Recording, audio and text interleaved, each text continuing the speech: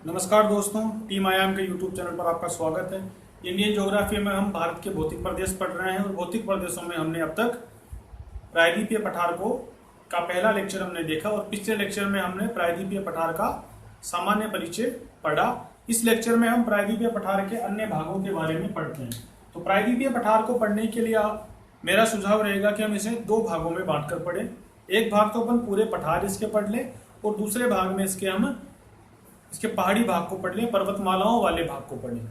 पठारी भाग में हम देखते हैं मालवा के पठार, छोटा नागपुर पठार, बुंदेलखंड, बघेलखंड, ठीक है, दक्कन का पठार, तेलंगाना, महाराष्ट्र का पठार, ये सारे पठारी भाग को अपन देखेंगे। और पर्वतमालाओं वाले भाग में अपन क्या करेंगे, अरावली, विंध्याचल, सतपुड़ा, ये जो पहाड़ियां हैं इन पहाड़ियों के भाग को पूरा पढ़ेंगे। पहले अपन आज से क्या करेंगे, पठारी भाग को पूरा पढ़ेंगे और पठारी भाग के एक एक पठार को अपन उसकी सामान्य जानकारियों के साथ, नोट्स के साथ बनाते जाएंगे और पढ़ते जाएंगे।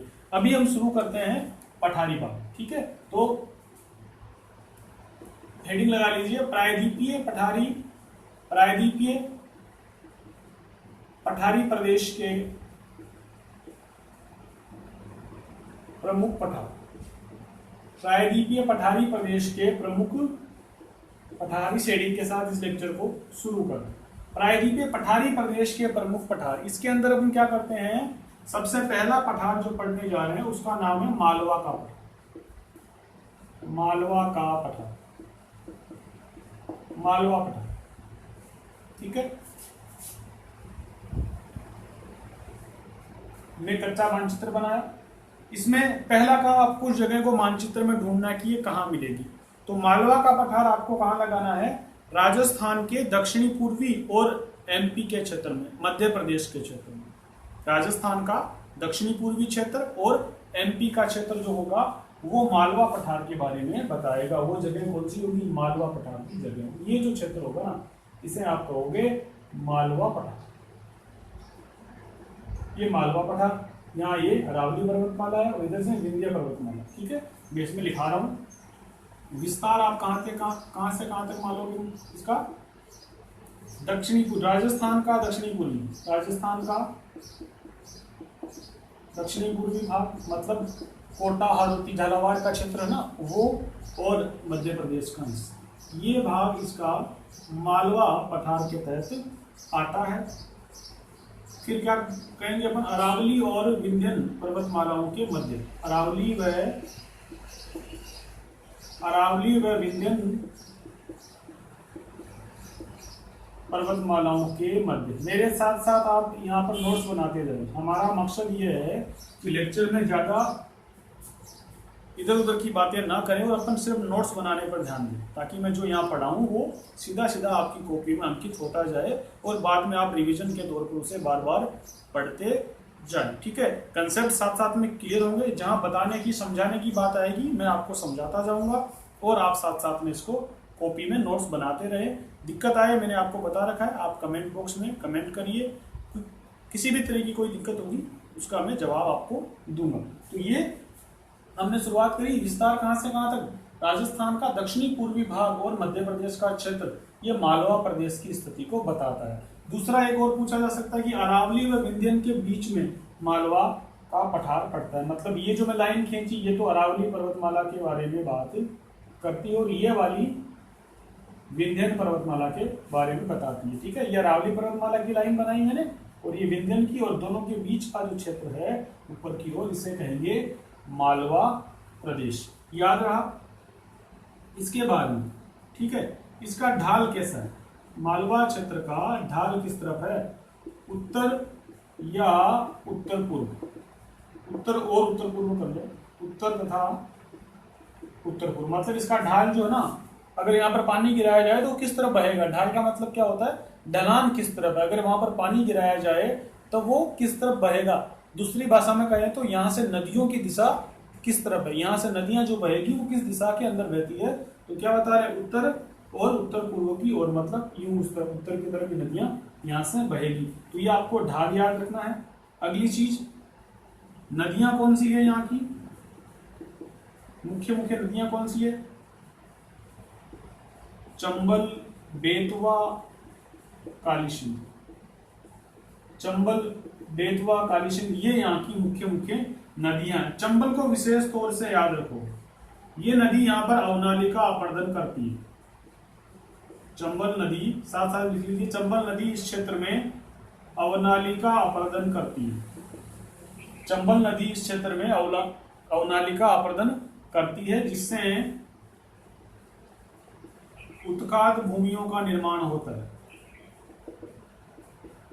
जिससे उत्काद भूमियों का निर्माण होता है। उत्काद भूमि का मतलब बीहड़, इसका मतलब बड़े बड़े गड्ढे।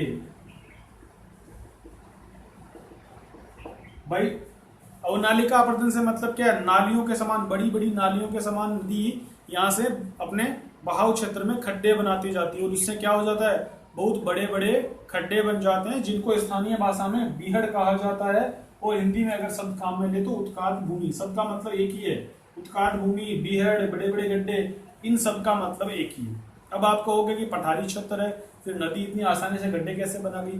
पठारी क्षेत्र है, किंतु कहीं कहीं पर वो पठारी क्षेत्र कमजोर हो गया, वहां पर उसमें जल का प्रवेश हो जाता है, और नदी अपने पानी के बहाव के साथ वहां पर बड़े बड़े खड्डे बना देती है, और जमीन के अंदर बड़ा सा खड्डा करते हुए आगे चली जाती है, मतलब मृदा का अपर्दन कर देती है, और उससे बीहड़ बन जाते हैं, बड़े बड़े खड्डे बन जाते हैं। एग्जाम्पल के तौर पर आपने पान सिंह तोमर मूवी देखी होगी। पान सिंह तोमर मूवी में जो बड़े बड़े खड्डे दिखाए जाते हैं ना, जहाँ वो डाकू लोग छुपते हैं, वो जो क्षेत्र है उसी को बीहड़ कहा जाता है, और वो चंबल नदी के द्वारा उत्काद भूमियों से अवनालिका अपर्दन के द्वारा उत्काद भूमि के रूप में बनाया गया क्षेत्र होता है। ये देखा। अब आगे जो यहाँ से सवाल पूछा जा सकता है वो है, इसका निर्माण कैसे हुआ? मालवा पठार का निर्माण कैसे हुआ? ज्वालामुखी लावा से। ज्वालामुखी लावा से मालवा के क्षेत्र का निर्माण हुआ। किस प्रकार की चट्टान है? बेसाल्ट लावा है।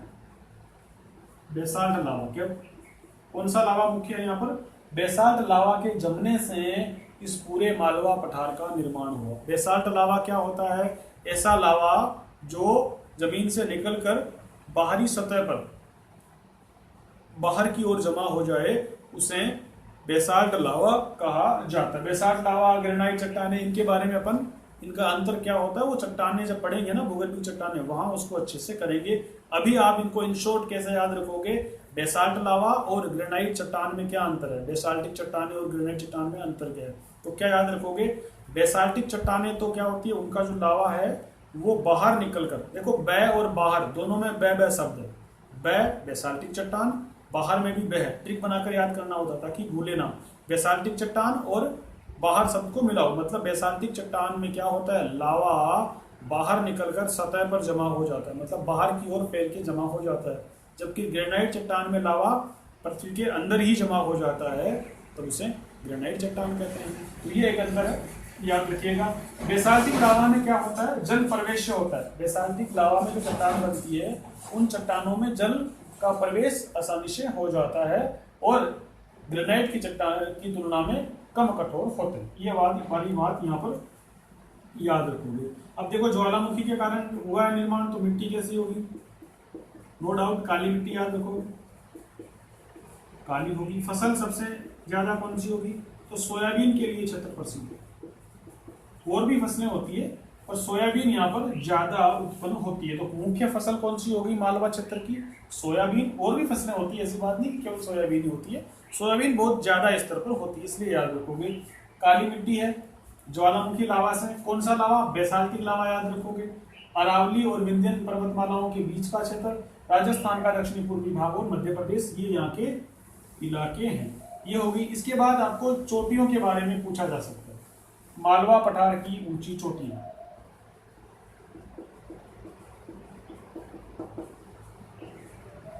आप कहोगे पठार है तो चोटियां कैसे आई? पहाड़ तो है ही नहीं।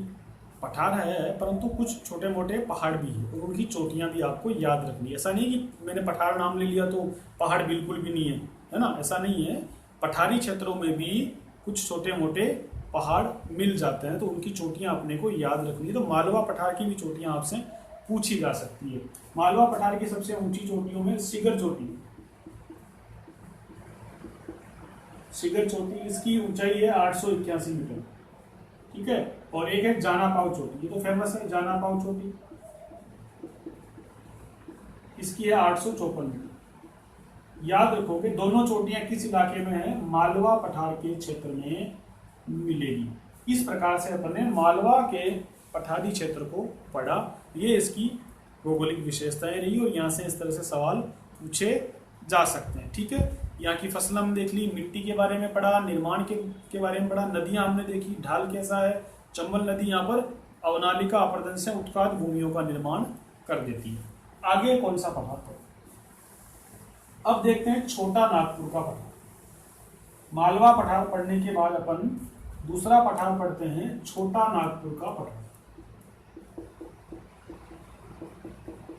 इसके नाम पर मत जाइए, जितना ही नाम इसका छोटा है उतना ही महत्वपूर्ण है, उतना ही खनिज संपदा से परिपूर्ण है। बहुत ही संपन्न क्षेत्र इसको माना जाएगा खनिज संपदा के क्षेत्र से, और ना ही नागपुर से इसका कोई लेना देना है। इस नाम पर बिल्कुल मत जाइए, ये नागपुर मतलब महाराष्ट्र के इलाके में भी नहीं है और इसको छोटा मानने की गलती अपन नहीं कर सकते। छोटा नागपुर पठार तो केवल नाम है, जैसे भी पढ़ा नाम इसका पढ़ गया, हमें तो याद रखना है। और नाम पढ़ने की हिस्ट्री मुझे पता नहीं है, कभी गूगल करना आपको मिल जाएगा कि छोटा नागपुर पठार को छोटा नागपुर पठार क्यों कहते हैं। और बाकी जो लोग इस इलाके के हैं वो अपने पुराने लोगों से उनसे पूछे कि इसका नाम छोटा नागपुर पठार क्यों पड़ा, क्योंकि नागपुर तो महाराष्ट्र के इलाके में। पर जो भी है अभी हमको यही नाम याद रखना है क्योंकि यही प्रचलित है, यही चर्चा में है। छोटा नागपुर पठार कहाँ पाया जाएगा, ये यहाँ होगा।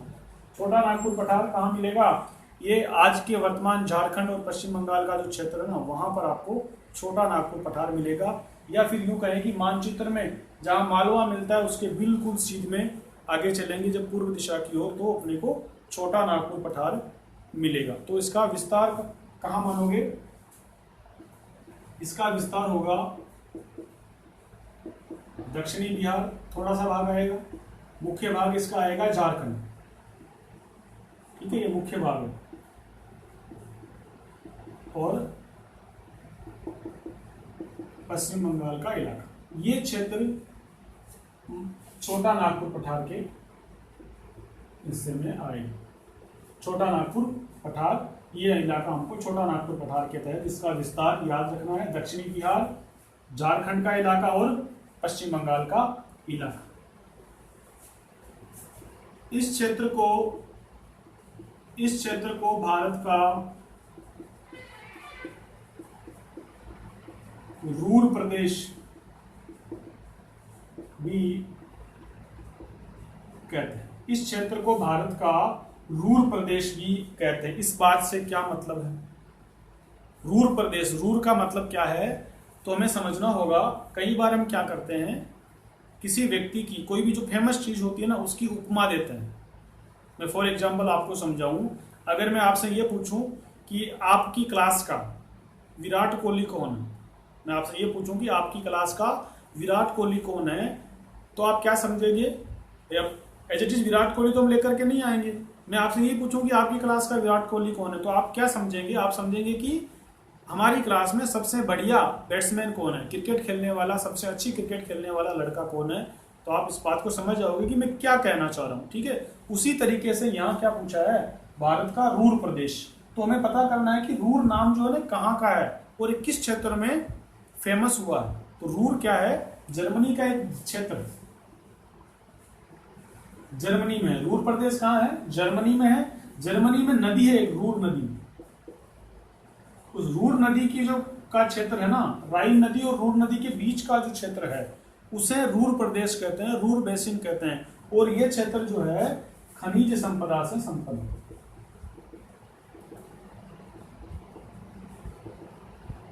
रूर प्रदेश मतलब कहाँ है, मुख्य रूप से रूर क्षेत्र कहाँ है, जर्मनी में है। और जर्मनी का रूर प्रदेश खनिज संपदा के मामले में काफी संपन्न है। तो बाकी देशों में जहां जहां खनिज संपदा ज्यादा पाई जाती है उनकी तुलना इस रूर प्रदेश से की जाती है, उनको उस देश का रूर प्रदेश कहा जाता है। तो इन शॉर्ट अपन कहें कि भारत का रूर प्रदेश कौन सा है, तो वो है छोटा नागपुर पठार। कारण क्या है, खनिज संपदा से संपन्न, खनिज संपदा से संपन्न है, इसलिए अपन इसको रूर प्रदेश कहते हैं। नोट्स में लिख लीजिए, इस क्षेत्र को भारत का रूर प्रदेश भी कहते हैं।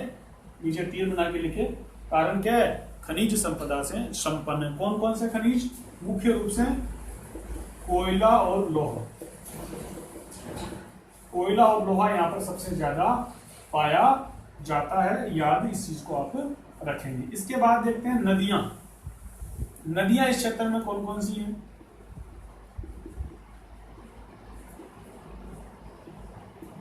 दामोदर नदी, महानदी, सुवर्णरेखा, ये नदियां इस क्षेत्र की मुख्य मुख्य नदियां। और याद रखना दामोदर नदी, जिसे बंगाल का शोक भी कहा जाता है, दामोदर नदी को बंगाल का शोक, शोक का मतलब दुख देने वाली, मतलब ये नदी बंगाल में हर साल बाढ़ लेकर के आती थी और कई लोगों को बेघर कर देती थी, इसलिए उसको इसे बंगाल का शोक कहा जाता है। ये नदियां पढ़ेंगे तो वापस रिपीट मारेंगे, अभी अपने को केवल छोटा नागपुर पठार के संबंध में बात करनी है। दामोदर नदी क्या करती है? ये छोटा नागपुर पठार को दो हिस्सों में बांटती है, याद रखिएगा, लिख लीजिए नोट्स में। दामोदर नदी छोटा नागपुर पठार को दो भागों में बांटती है। उत्तरी भाग जो बनाती है ना, उसको तो बोलते हैं हजारीबाग पठार, उसे क्या बोलते हैं? हजारीबाग पठार। और दक्षिण की दिशा के का जो प्रभाग है उसे बोलते हैं रांची पठार।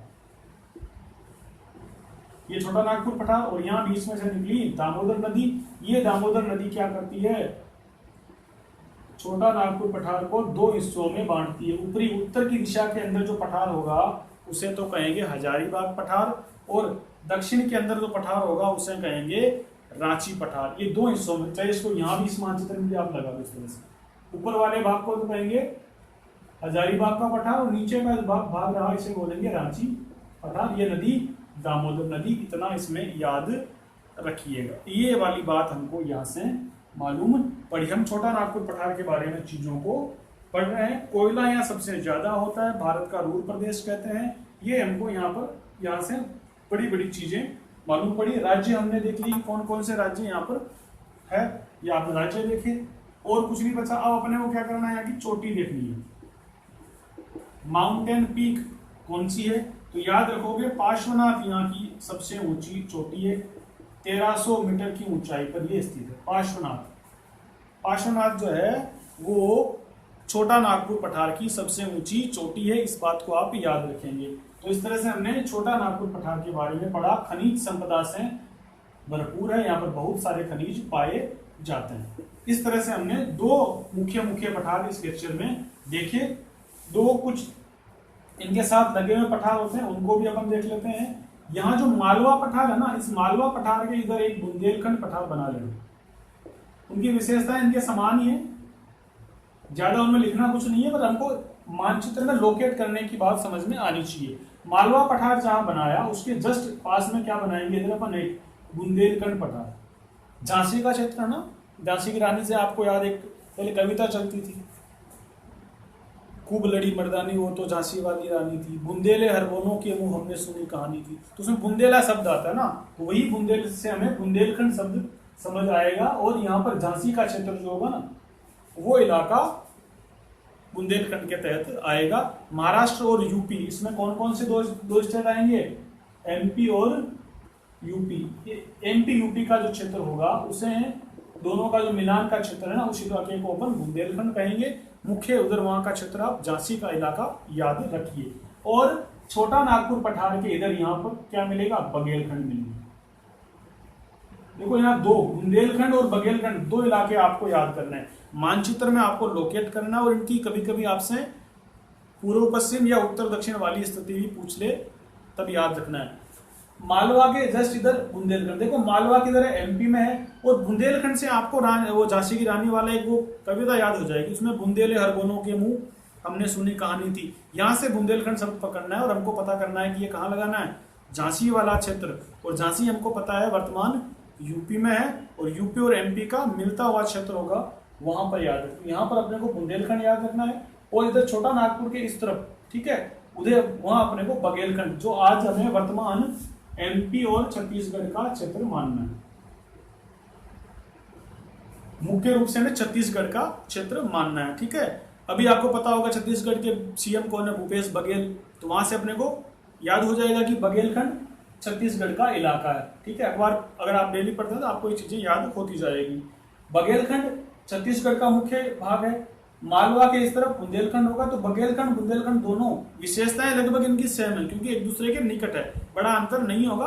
पर मानचित्र में आपको उत्तर दक्षिण पूर्व पश्चिम के हिसाब से पूछ ले तब इनको लोकेट कर लीजिए। ये इस तरह से हमने आज के दिन में मालवा, बुंदेलखंड, बघेलखंड और छोटा नागपुर 4 पठार उत्तर की साइड के कंप्लीट किए। अगले लेक्चर में हम बाकी के पठारों को कंप्लीट करेंगे। तब तक के लिए आप इनको अच्छे से याद करें। नोट्स बना लिए आपने, नहीं लिखे तो वीडियो को पॉज करके दोबारा रिपीट करके धीरे धीरे लिखते जाएं।